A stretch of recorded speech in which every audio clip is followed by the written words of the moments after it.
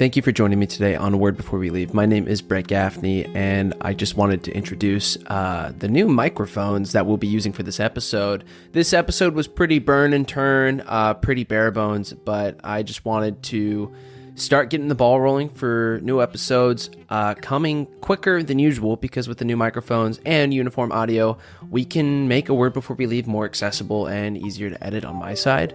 So I'm very excited to show you guys the show.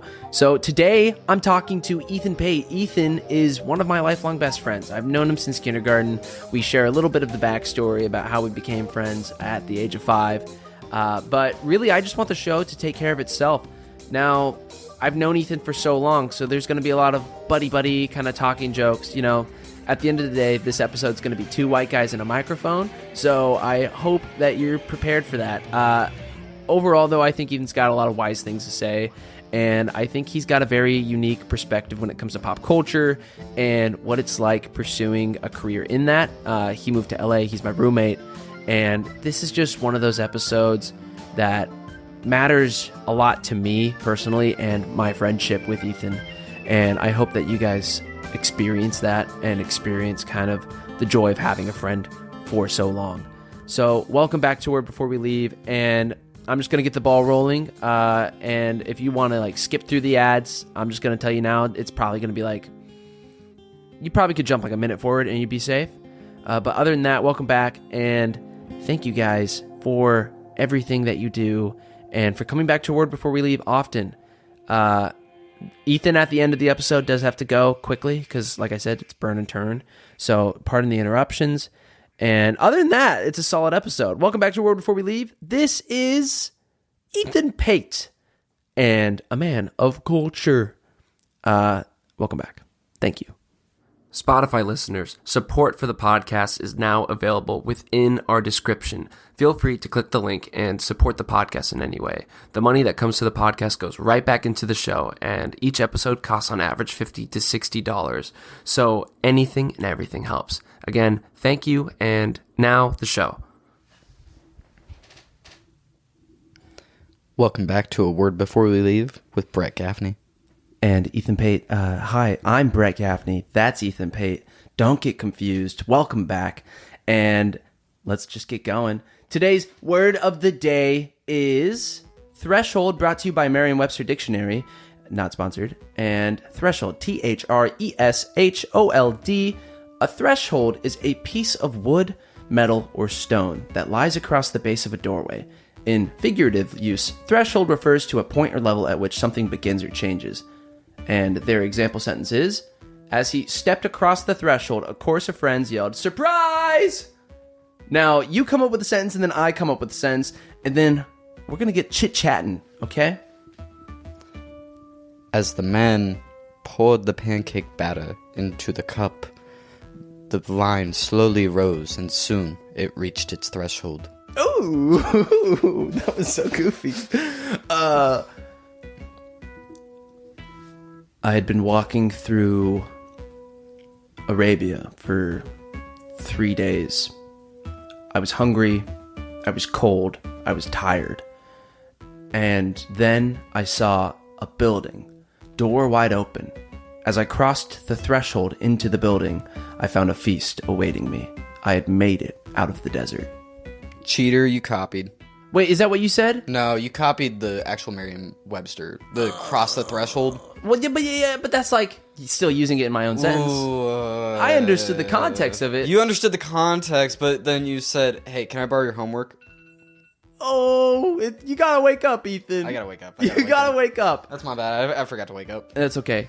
We're awake now. I don't know if you guys noticed, but these microphones sound really good. That's because I made the upgrade. They're really crisp. This might be the only time I flex this. Probably not. Well, don't flag it. You still need support for the pod. I do still need support for the pod.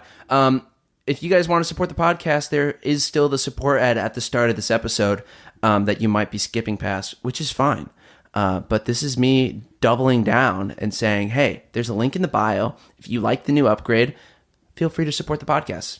Send us $1. Your pennies matter. I like them. It's nice. I'll use it to just upgrade the podcast more, and then one day we'll have video. He's looking specifically for Georgia 1972. Type A. If you have that penny, I want it, okay? If you have that quarter, I want it, okay? That's all I'm going to say about that. Ethan, do you want to give a little background to the audience about who you are? What makes you so special? What makes me special?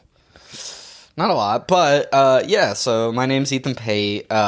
Just some context on how I am in connection to Brett is I've known Brett for 18 years. We met each other on the schoolyard, we looked into each other's eyes, we knew we were meant to be. If you want to be specific, it's kindergarten, right? Yeah. And then if we're getting all serious about it, all it really came down to was I was running through the schoolyard and we had these they're like plastic piping that surrounded each of the slides and all that. So our playground equipment was boxed in with tiny little rock pebbles. It was like rocks. It was literally like pebble rocks. So you could throw rocks at your buddies and whatnot. So it was like if you fell off the monkey bars, your landing would be like on rocks. Cushioned amount of pebbles and rocks. Wow, cushioned. I guess I understood it, but when you would run through the rocks, it'd be like a crunch, crunch, crunch, crunch, crunch, and then it was surrounded by these giant black tubes or pipes that were hollow and plastic, and they had metal rhubarb poking out of certain spots. And I got my belt loop stuck on one of them, and I was just in kindergarten. It was kind of too stupid to figure. I just remember I kept on tugging at it. It was waiting for my pants to rip. Recess was over, and Ethan fell over one of the blacktops, and his belt loop got stuck. I don't even think it was your belt loop. I thought it was a frayed part of your jeans, on the knee. Was it? That would have been a lot better explanation because a belt loop's easy to get off. So I don't think it was your belt loop because I remember. Oh, you know what it was? It was your ankle. It was the bottom of my ankle. It was your ankle jeans were frayed, and you fell. We were 6, and you fell, and I saw you fall. And my instinct was oh my God. What a fat little kid. No, I mean, that's not what I was thinking. But, we're all kind of thinking, we're Ethan's got a chubby. But this was in kindergarten. Ethan's a small boy now. He's he's slimmed out. He's slim thick. It's not bad. Not bad at all. Not bad. But his jeans got caught on the rhubarb. And everyone was lining up for recess. It was cold. It was February. And I saw him fall.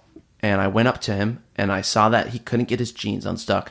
And I grabbed his jeans, and I just ripped the crap out of it. He grabbed the jeans, and he went, "Come here, you little sucker," and then just went... Yeah, that's pretty much. And then Ethan looked up at me, and he was like, "You saved my life." And then we ran into the elementary school and made it inside before everyone went inside without us. I'm sure they wouldn't have. They'd probably be like, "What is Brett and Ethan doing? Go grab them." Yeah, Miss Craig was too nice. She wouldn't have done that to us. No, she wouldn't. They always do a head count. She was a sweetheart. Yeah. Shout out to Miss Craig. Is she alive? Dude, she was old when we had her. She was 70. That was 20 years ago. I think she might be.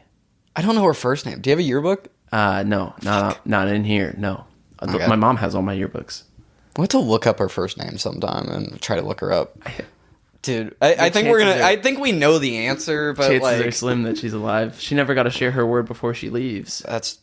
That's a shame. Why you gotta do that, man? Why are you disrespecting the good Crago name? I'm not disrespecting. I'm just saying, that's a big topic of the show is death. That's true.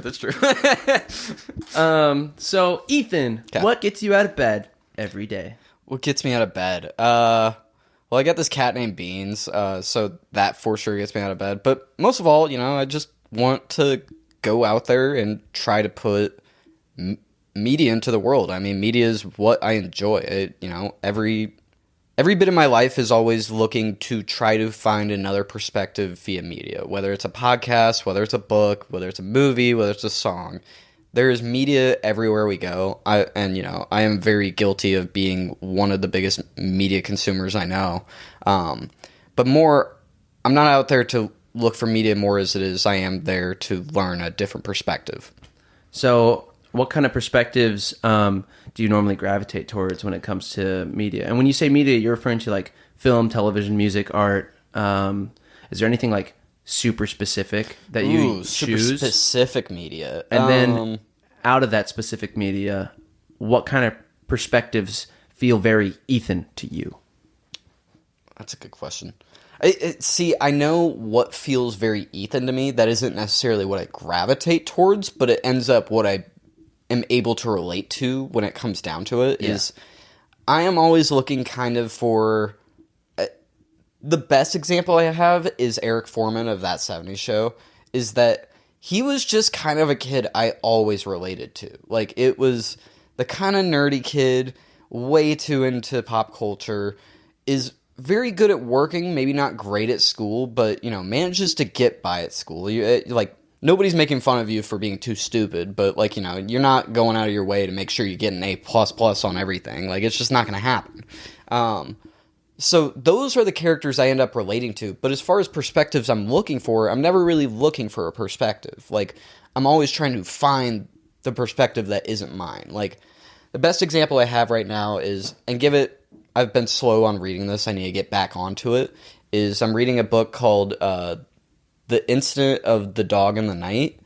And it all comes from the perspective of, I'm going to misquote this because I don't factually know that this is actually the perspective. It is what I've taken on as I've read it, is that is from the perspective of an autistic 15-year-old. He just lives in his neighborhood, and the beginning of the book basically starts with this kid finding his neighbor's dead dog stabbed with a fork in the middle of the night. It is the curious incident of the dog in the night. And through that book, I'm able to see this interesting perspective of something you can hear of but not necessarily visualize, is this kid basically explains this world through all these different examples. So if he's talking about the dog that got killed in the night, he might manage the different street patterns that happen in his neighborhood and why he thinks that it might be this neighbor, because these different cars come by every day. There's a red, there's a blue, and a yellow one, and the blue one repeats itself twice, and the yellow one repeats itself 4 times. But today, the yellow one repeated itself 6 times, so it might be the yellow car. And that's Mr. Henderson or something like that. Like, it's just a very interesting perspective. My mind doesn't go that way, in which it's bringing up 90 different examples to give you one concrete statement, but it works, and it's very fascinating. So you're saying the most Ethan is that 70s Show. That's like the kind of content you're looking for. And then for new perspectives, you're looking for things that are opposite of kind of like the way you view the world. Something that makes you think. Something that Eric Foreman, I think, is a character that just closely resembles me in a lot of aspects. Isn't necessarily who I want to be. It is just someone I recognize myself as. That probably similar. Is, there's like traits that you connect with. Yeah, like you can look at Eric Foreman and be like, the kid probably should just do a little more. But also, I do see that kid. I see the romanticism he has for A, just the women in his life, but B, the pop culture in his life and the friends he has in his life. Those are the things he romanticizes. I would say those 3 things I probably romanticize the most, where it is my friends, it is women in my life that, shout out to the ladies. Yeah, shout out to the ladies, obviously. And I romanticize pop culture beyond all belief. Like, sure. There's a lot of love that comes from multiple aspects, whether you're on Brett's side and it's from the acting side. Yeah. Whether it's on my side and I'm looking, we went and watched Killers of the Flower Moon last night, and so long. It was a movie you really felt the length. But I had one shtick with the movie, and it's something Brett would never see. Like, he wasn't looking for it, and no reason anybody should look I know for what this. he's about to say. This is spoiler free, so you're safe. Oh, I'm not gonna. Yeah. This is So this next part is spoiler free. This is just something I noticed in Killers of the Flower Moon, and you might go into it seeing it now that you've heard this, but the ADR, which for those that don't know, is the audio that's recorded when someone is not on screen audibly speaking. So, like, if me and Brett are on screen, and then Brett steps away for a moment and says, "Ethan, can you pass me the salt?" You can't see him saying it, but you can hear the audio of him saying it, right? In Killers of the Flower Moon, there are multiple instances of a character is speaking on screen, and then you can only see part of the other character's face in it, and the other character says something, but their face doesn't. There are multiple instances of that. It's like watching Japanese anime, and the mouth doesn't move when voice comes out. Yes. No, that's 100% it. Anyway, all I'm really trying to get to is that, there's a lot of romanticism in films, and for big films, I'm always going to be super critical when there's just very easy fixable things. But I'm also going to be very romantic when there are moments on screen that really impact me. Like, whether it's just an actor going to the absolute limit, or it's just cinematography or the score colluding together to create this just one very symbiotic picture. They're both playing to each other, and the way they play with each other is what makes this romantic picture. But so growing up, what made you just think that, like, taking in all the culture was something that was very important to you? Yeah, my dad was he's a very heavy culture person. He, first, like, 8 years of my life, he was just a forklift driver, but, you know, he was very avid about showing me movies from his childhood, as is any dad, you know. Every dad's going to want to show you their favorites. But at some point, I think I realized that what he was showing me was having a profound effect on me. I wasn't ever thinking about, man, you know, these museums are really cool. I guess I could study all these and be this great historian or archaeologist, or, damn, all these buildings are really cool. I guess I should become a building planner. Like, none of that ever had that effect on me. I knew very, very quickly that what I was seeing was what I wanted to do with my life. I wanted to contribute to that in some capacity, whether it's just buying coffee for the director or it's the one making what is on screen happen. I knew that I needed to be a part of that reality. And so, just from the culture perspective, I would say my dad is the very heavy hand on that. He started with, like, you know, Goonies and Star Wars and, like, all the classic 80s ones. And from there, he just kept on showing me these just more intricate and kind of art housey movies that I think, even looking back on it, it's movies that I recognize that only he really liked. And I think that's passed on to me, as my friends will say, that I have a very interesting, unique movie taste. I would say at times your movie taste is very odd. Yeah. So not bad, not like a bad way. Like, I don't agree with all of your movie takes, but I don't hate them. I don't like see a movie that you've shown me and been like, that was so bad. Why did I waste my time? I always watch it and I'm like, oh, that was interesting. Oh yeah, you want to bet? Well, The Hunt is not great. Oh, I was gonna say the one I love. Oh yeah, I hated that. Nothing against the performance. I just thought there were outs that the movie could have took that. I'm not gonna get into it. I can understand the outs part, but yeah. There was just a lot of things that it could have gone so many directions, and it went the wrong direction, in my opinion. I'm just one guy. So, Ethan, what did you want to be when you were growing up? I think we're tiptoeing around the answer of that right now. Oh, I feel like I was fully saying that of like, you know, it. But was there like one specific job that you were like, sure, I want to be a part of the movie making and the TV making world, but was there one thing that you were like growing up that your eyes were set on? Like, did you want to be a director, a writer, a sound guy? Did you want to be, what part of the movie process did you want to do? Because it's very much a collaborative effort. No. That's fair. That's fair. I think as a kid, like growing up, starting like 5 years old, when I realized I really did want to be in that scene, I think part of me wanted to be an actor, but I knew that I was always just way too shy. I've always been that kind of level shy, and I've tried my hand at acting, and it's very fun. And if I know I'm doing it for low stakes, I can just go out there and have a good time.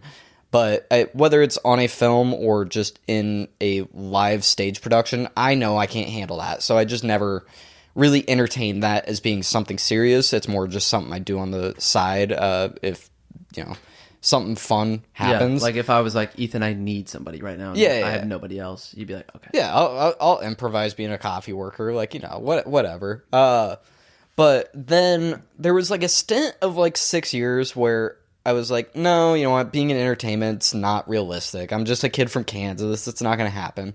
So instead, my mind went to, I'm going to be an astronaut. And I really, really wanted to be an astronaut or a pilot for about 6 years. What?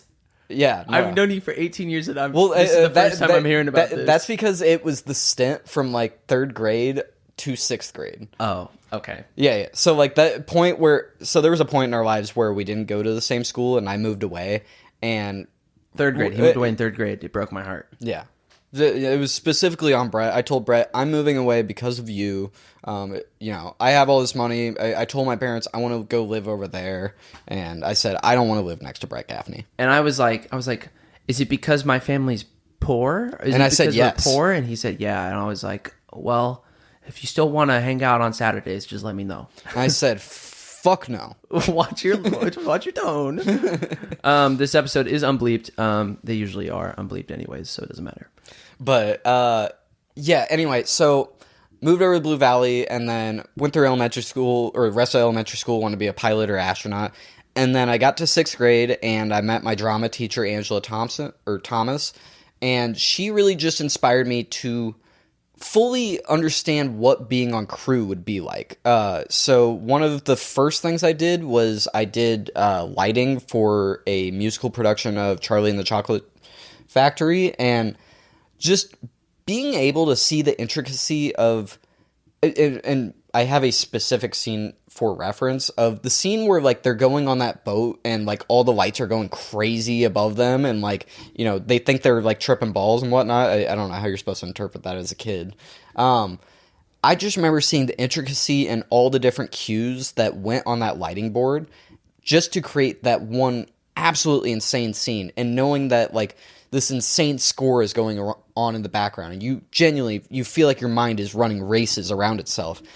I just remember that really inspiring me. And so then I went on to just try different crew positions in general. So after that, I did stage director for, I feel like you're going to know what this is. It's a musical about like high schoolers. Footloose? No. Hairspray? No, it's on that same boat.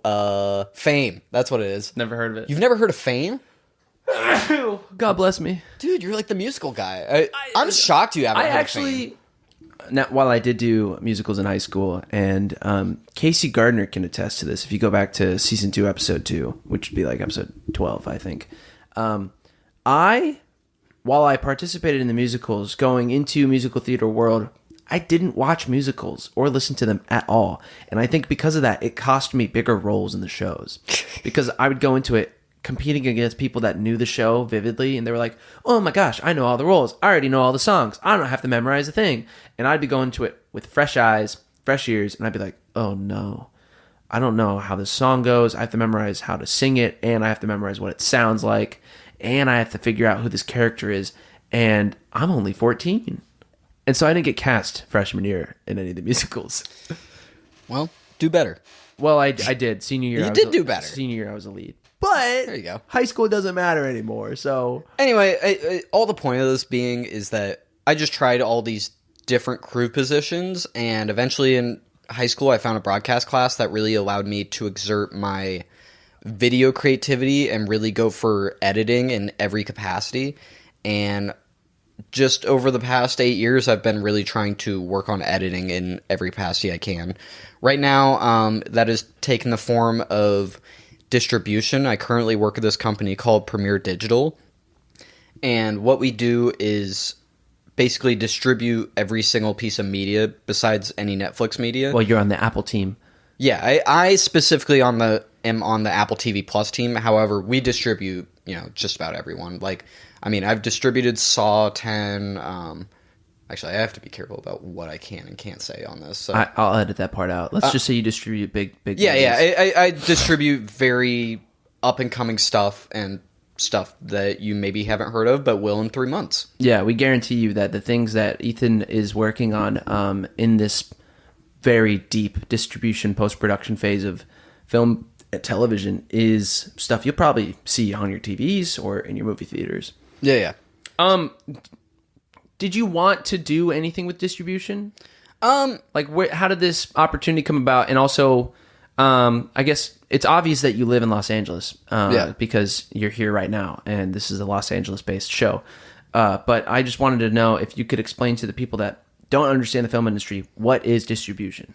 How there's phases that goes into making things like this. Yeah. So basically what me and my company do, and I'm not like the owner of the company, so me and the people that work in my company, we will receive let's say it is Stranger Things. Actually, I'm not going to use a Netflix example. Just say you. Let's say it's Killers of the Flower Moon, because Killers of the Flower Moon is referenced. something that I actually am working on. So it will come to us from Apple TV. They will send us a bunch of emails with a bunch of different specs and all the different formats, and we will compile audio and the video formats together so that they are one. So they will send all of the Japanese audio, all of the English audio, all the French audio, all the blah, blah, blah, blah, blah, blah, all over. And then they will send us the video formats to it. And then we basically splice them so that they're together. And then we also add all the subtitles in and make sure they match the frames that are currently represented on the screen. And then after that, it comes through our fulfillment team, in which we make watermarks for the actual movies. So basically, we're like laminating video.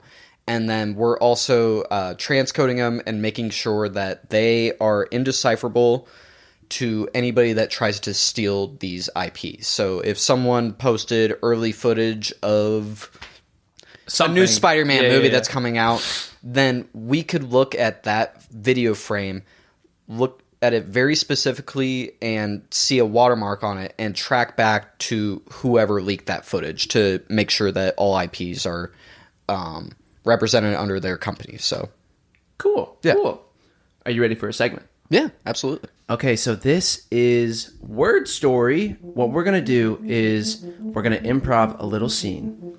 And the goal is we will bring the podcast to a new place. A problem will present itself, and then we have to solve the problem. And it's just takes place with you and me recording this episode right now. If that makes sense. So, Ethan, where are we?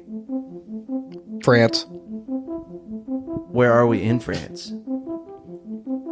Paris, on the Lock Bridge. So we're on the Lock Bridge. Ethan and I are on the Lock Bridge in Paris, France. And Ethan is just breathing in the Paris smog.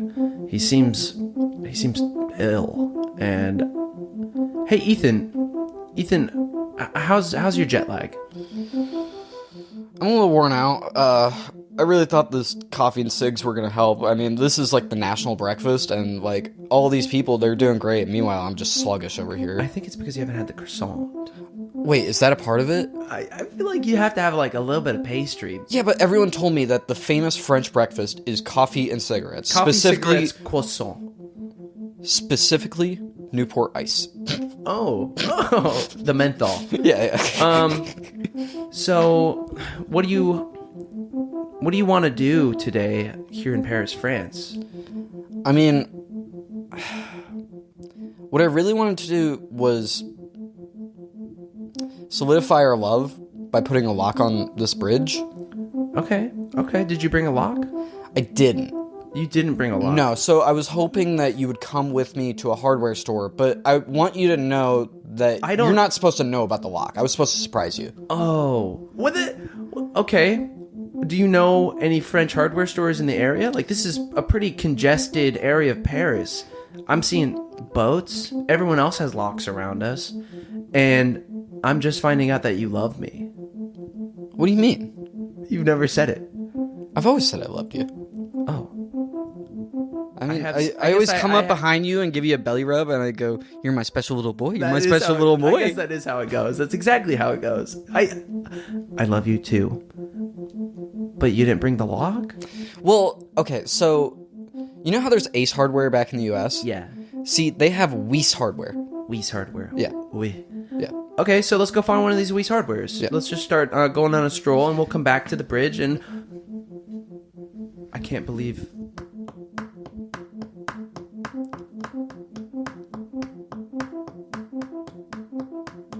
Oh shit, we're at Weiss. We made it. We made it to the hardware store. Wait, Ethan, they're not open. What do you mean they're not open? The sign says open from 9 to 10. Oh, but it's Sunday. Open to 9 to 10, and on Sundays they're closed. So... Yikes. I guess we should get a plane ticket back. I mean, this is like really the only reason I came here. Well, I got an idea. Here's this brick. Oh, you're saying we break in? We're breaking break it in. Let's Oh, break it. sick! All right. I love being an international criminal. I'm gonna throw this at the window. Wait, I thought you threw the brick at the window. You're throwing another brick at a broken window? I mean, it did break the first time. It did break the first time. Now you're just causing extra noise. Okay. And we don't need all this extra noise. We gotta go. Get out of here. We have to get in and get the lock first. Get the lock. So we're going in. Do you know where it is? I can't see it on any of the shelves. I'm Fuck, there's two brands. Choose the French one. We locksmith. Okay. We got the wheel locksmith. We got the we're locksmith. we got the wheel locksmith. Okay. I hear sirens. Do cops in Paris have guns? No, they have baguettes. They just beat the living shit out of you. Some stale baguettes. They go. Okay, we got to get out of here. So we're running back to the bridge. It seems like there's some cops behind us. They got baguettes. They got the baguettes, Ethan. What are we gonna do? They just put some roasted garlic on them. Thankfully, though, we have these microphones just like tethered to our bodies so that we can record this crispy podcast audio mid stealing the wee locksmith. We just gotta make it back to the bridge so we can put it on. We just need this needs to go out Bonnie and Clyde style. So like the bridge is falling apart on the other end. We need to attach a lock and then jump off the bridge into the 6-foot river. What happened to the bridge? Why is it falling apart? What do you mean? It's Bonnie and Clyde. It's Bonnie and Clyde style. You know, us arriving to Paris, we're either the problem or solving that problem. So, Ethan, this is called the French Revolution, baby. Okay, so we got 4 cops behind us. We have the all bridge, baguettes. All baguettes. The bridge in front of us that we were on originally, that was structurally sound, is now collapsing. Well, it's a really old bridge. It's now collapsing. You gotta think about how many people have put locks on there because all the locks are weighing down the bridge, and therefore the bridge is falling down. I guess just from like simple erosion, this is the day it collapses. I mean, yeah, it was just a matter of coincidence. But with one more lock, our lock, if we clip it on the right piece of metal as it's collapsing, we can do this. See, hold on. So Ethan, here's what I'm going to throw you. We clip it, and then it just goes... just falls into the river. I'm going to throw you across the other side, and then we're going to lock it together. So I'm going to throw you like a football, like a little baby boy. Okay. I think he wants to hurt. Brace for impact. Ka-ching! Oh, it's a perfect click. Oh, the baguettes, they're hitting me. Oh. Brett, no. It hurts. Brett, no. Brett, I have to get out of here. Oh, Ethan, just tell my family I love them. I don't have their phone number anymore. I deleted them after a week. No.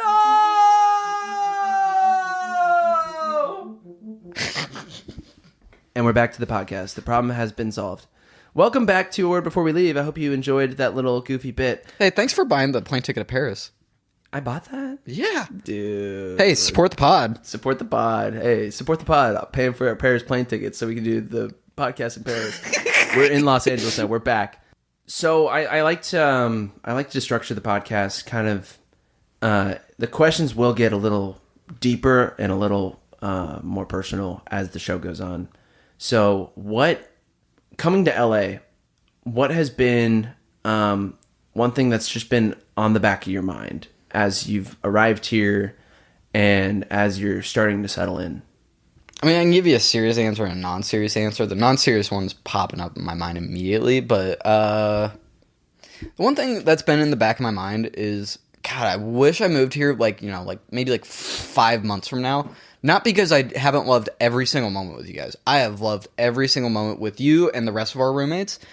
I wish I didn't come during one of the biggest fucking entertainment strikes to ever exist. Yeah. Like, what a horrible time to come. Like, just absolutely couldn't have picked a worse time. Not easy on anybody. I'm not gonna paint it like it's pretty. It's been hard on me. It's been hard on. Yeah, the first month I was here, I was jobless. Like, yeah, I literally just spent a month on LinkedIn. That was my 9 to 5 every day. And I mean, from the acting standpoint, the auditions have been slim to none. Whereas prior to the strike, I was actually auditioning like 2 to 4 times a week. You know, which is like grateful, super grateful for that phase of my life. Yeah, I would love for it to happen again. But for you, what's been the hard part about this strike and about you learning what the entertainment industry is like as you've been on your way, and what are your current thoughts on Los Angeles? I mean, the hardest parts of the strike is just knowing that.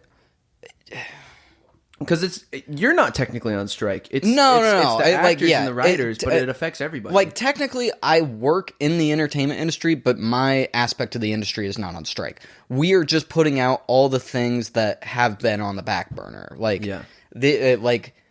we're.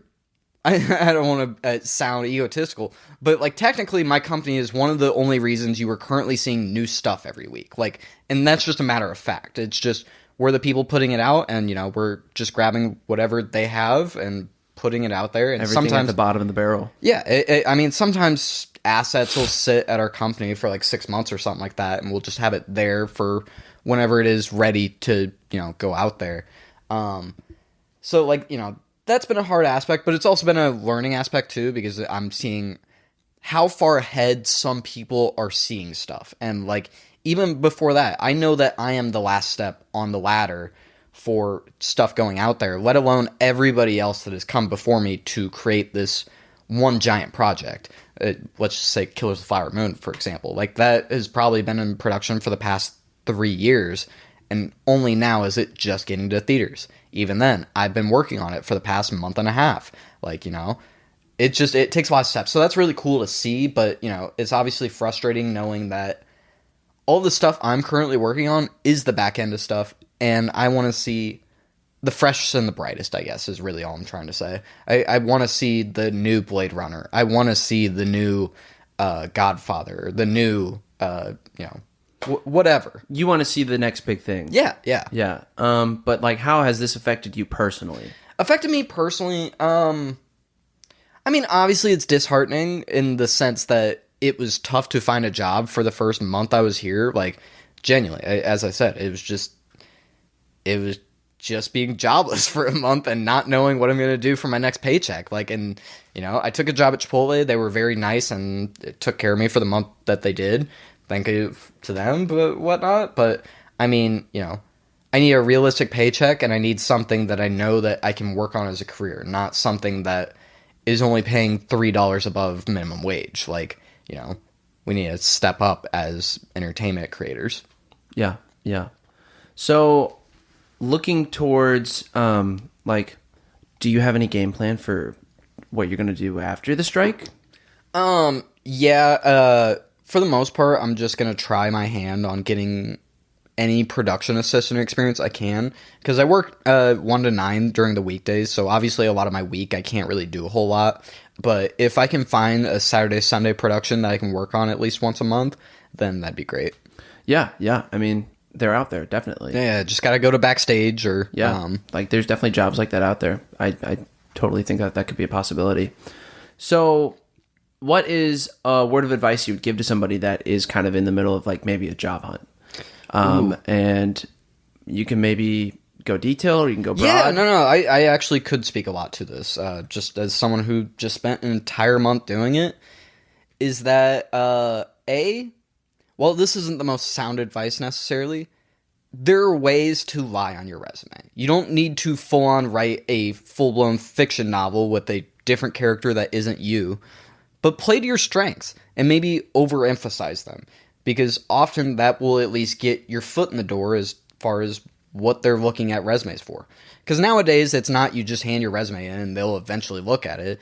It goes through a system. It goes through an AI that says, this guy has skills that we need, and this has skills that we don't need, and this resume is more qualified than this resume. We don't have that. There's no human element up until they finally get it through that process.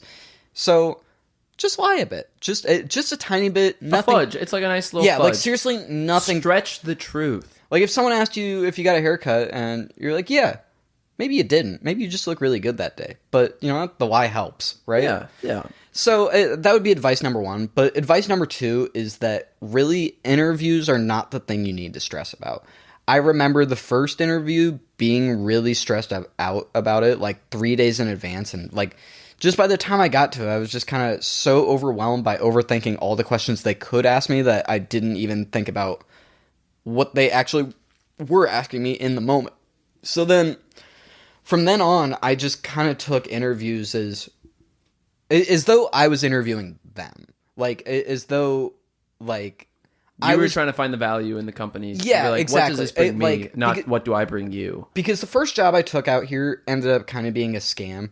I was told it was a marketing job, and really what it was a sales job, and a really shitty sales job at that, where you would just panhandle people in malls and grocery stores trying to buy cable. We all know them. Yeah.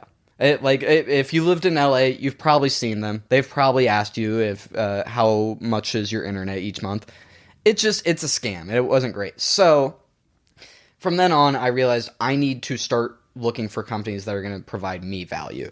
And really, I feel like that worked out in the weirdest way possible, because this company that I'm currently working for, I told both interviews, I don't think I'm qualified for this position. And somehow it's been one of the greatest jobs I've ever had in my life. Like, I still don't understand how you got the job when you were like, I told I'm not both your guy. of them. You were like, I'm not your guy. I literally told both of them, I don't have any experience in transcoding and computer coding or anything, but if you want to teach me, go ahead. And they're like, yeah, you got a story to tell. And I'm like, oh, okay, cool. I mean, it got you the job. You were like brutally honest. But yeah, so it really, like, that's the advice is you need to be brutally honest, but also know that you have value and that companies aren't looking at, I mean, they are looking to add value to their company, but you need to also understand that you have leverage. Yeah. And you can negotiate a little bit. Not insane, but enough that you're going to be working at a job that you don't hate. That's true. Yeah.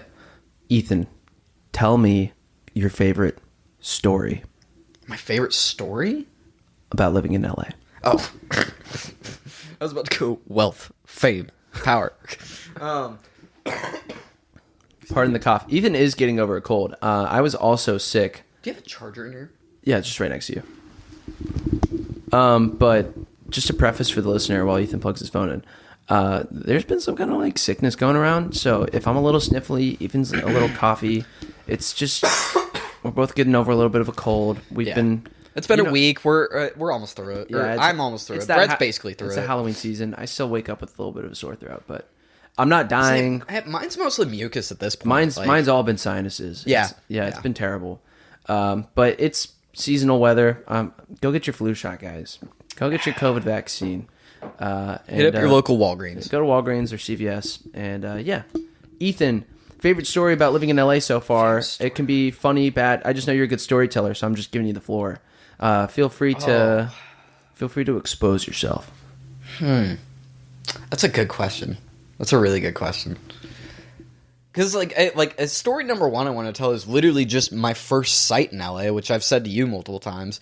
Is the second I got to LA, I obviously drove through LA for like 2 hours because it's impossible to get to LA and be exactly where you need, like without just driving for 2 hours in between. But the second I got off the highway, I turned right and was on La Brea, a local city street in LA. If you're LA, people know La Brea. Yeah. If you know the area, you know the area. La Brea is big. It's right off the 10. Yeah. I get off the road and I'm listening to Foxes on the Run by, I think it's Sting. I could be wrong on that. And the chorus is going, and I'm at the stoplight. I'm at the front of the stoplight. And meanwhile, there's this homeless man, and he is just already dancing, and I have my windows down, and Fox of the Run is just starting to blare, and this dude starts really just starting grooving across the crosswalk to it. And then he comes up to my car, and he tried to get me to dance. I went, no, I'm all good. And just closed my window, walked back inside, or not even walked back, drove on to my house, and that was it. And that was my first introduction to LA. But as far as favorite story, because there's been fun shit. LA's fun. It's a fun town. It's a scary town. It's dirty, filthy, gross, but it's also magical, and you see both sides of humanity on the same street. Well, yeah, I went to Ralph's 2 or 3 weeks ago, and I was Ralph's is the grocery store. Yeah, I was looking at through the fruit or something like that, and some guy in a scooter tapped me on the shoulder. He's like, "Hey, can you move?" And I went, "Oh yeah," because I wear earphones in the store. And then he starts driving by, and I realized the reason he asked me to move was because his entire iguana was taking up the basket of the scooter, and he didn't want his iguana to jump on somebody.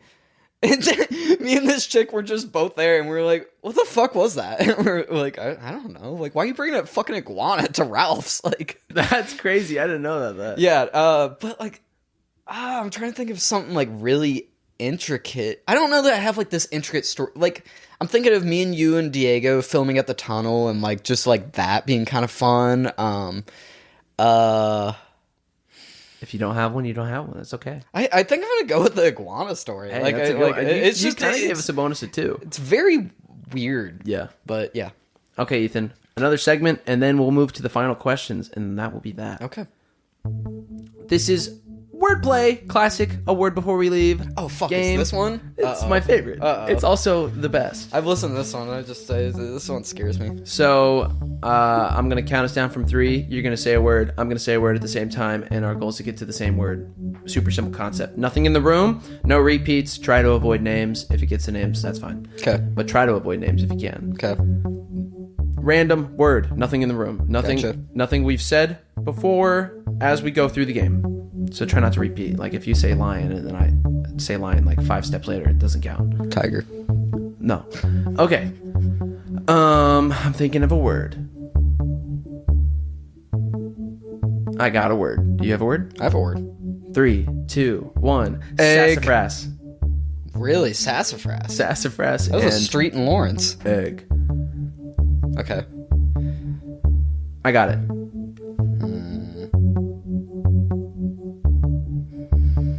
Okay.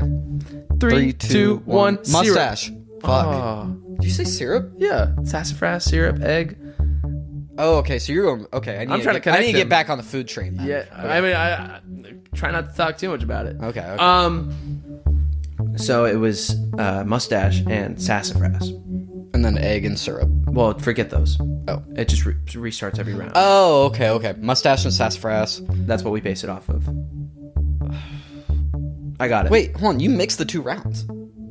I was saying I figured out my answer from egg and Yeah, but and you sassafras. Okay. Sassafras and egg led me to say syrup.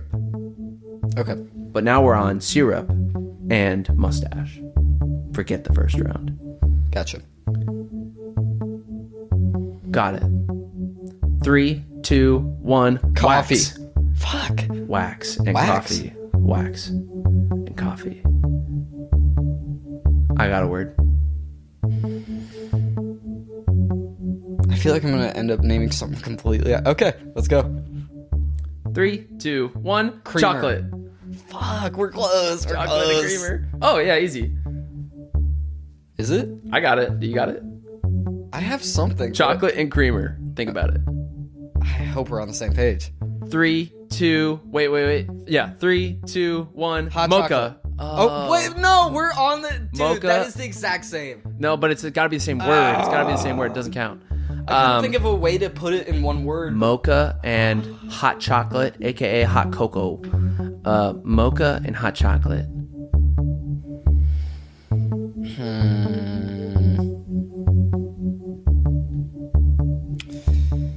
Yeah, I got a word. I got a word. I mean, I have a word. I feel like I'm straying too far off the path. Don't worry about it. Okay. 3, 2, 1. Cafe. Fuck, dude, we're on the same path. It's just... Cafe and tea. Let's come on. We're on a roll. Cafe and tea. I got it. Okay. I got it. 3, 3, 2, 1. croissant. Coffee. You can't repeat. I Oh, said coffee. you said coffee? Okay, sorry. We'll go back. Okay. Cafe and tea, no croissant or coffee. Okay. I got it. Cafe and tea. 3, 2, 1. Croissant. Espresso. I said no croissant. You can't repeat. Oh, yeah, I did. No, that was my bad. Okay. Okay, so going back again. No espresso. No croissant for the 3rd time. Yeah. And no coffee. We're on cafe and tea.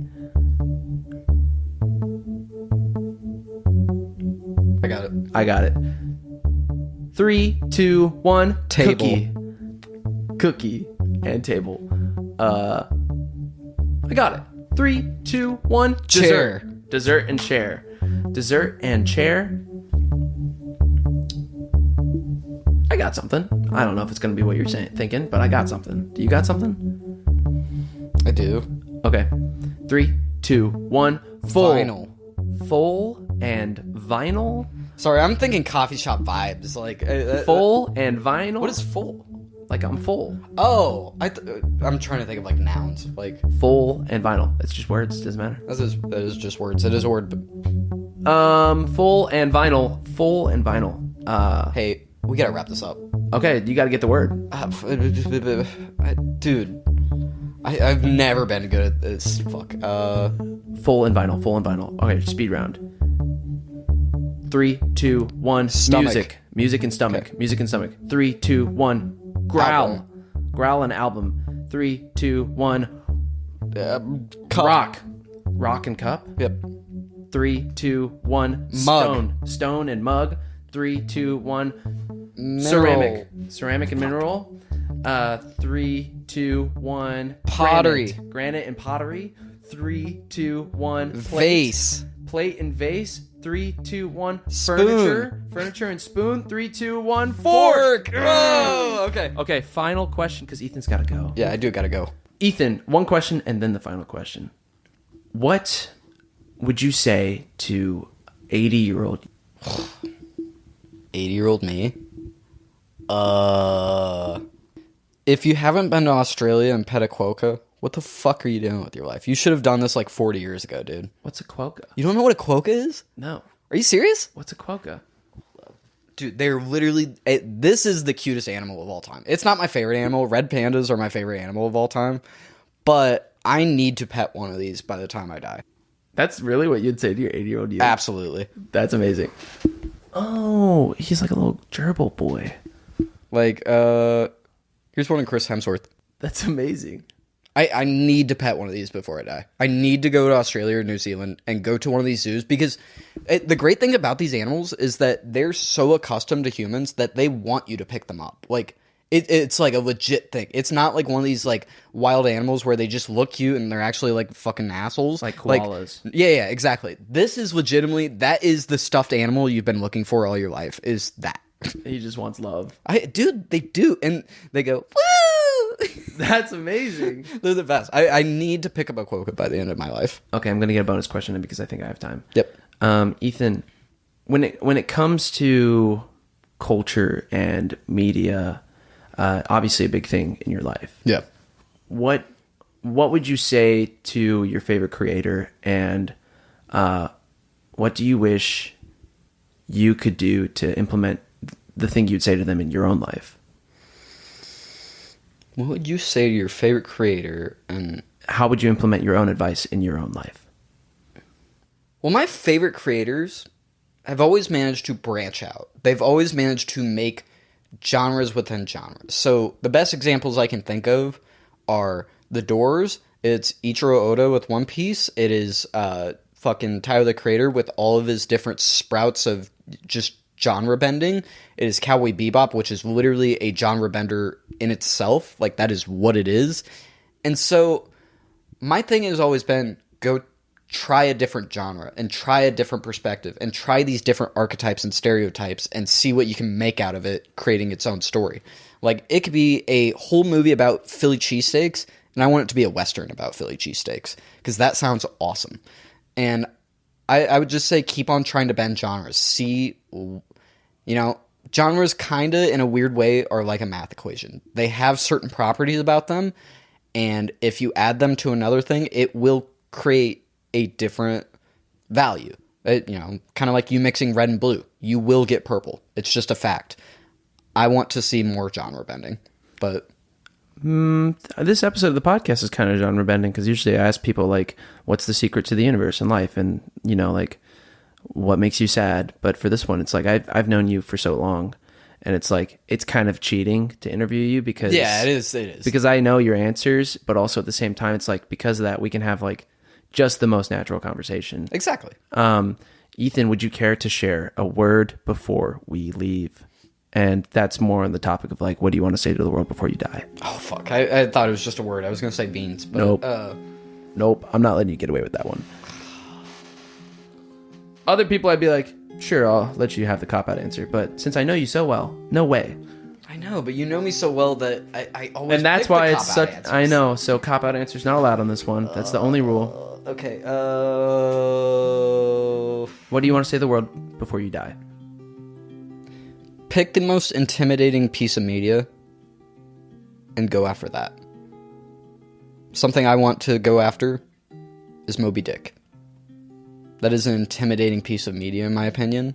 I would say the most intimidating pieces of media usually have the best outcomes or the best lessons. And that is all. Hell yeah. Heaven, yeah. Why do we say hell yeah? Why don't we say heaven, yeah? I'm pro God. Oh, heaven, yeah! We gotta... My brothers in Christ, heaven, yeah! Yeah, it's bold. I actually really like that. Thank you, Ethan. Yeah. This has been Brett Gaffney and... Ethan Pate. And you are joining us for A Word Before We Leave, and you have joined us. Thank you for listening to Ethan's stories, his culture, his loves, his passions, and his word before he leaves. And maybe you too can go watch something that is daunting. Intimidating. Something that intimidates you. And give it your full attention. This has been A Word Before We Leave. See you next time. I gotta close the door. That's just how it goes. I was gonna joke. Oh, okay, now I gotta actually leave.